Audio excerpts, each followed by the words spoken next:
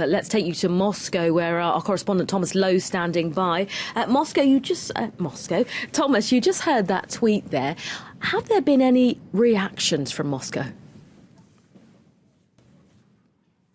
Well, look, quite often what we get here, what we get used to reporting on this stuff, is that politicians, people in positions of power, spokespeople, they all tend to be quite snarky. They tend to go with irony, they tend to go with sarcasm.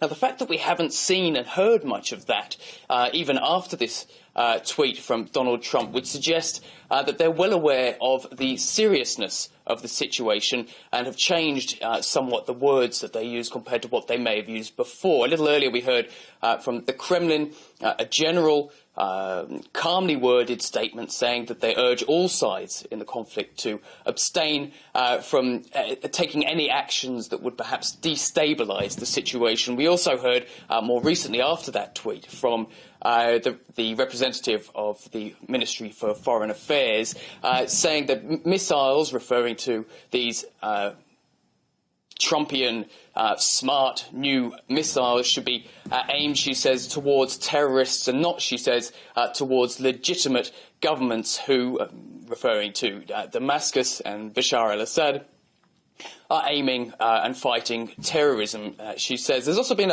a number of other reactions, a number of other comments from politicians, very well recognised politicians. One who said, who's the Speaker of the Duma, who said that Trump makes decisions on Twitter, horrific, that horrify the world. He says that is not our path. We should choose a different one, a firebrand, simply labelling Donald Trump an incompetent president.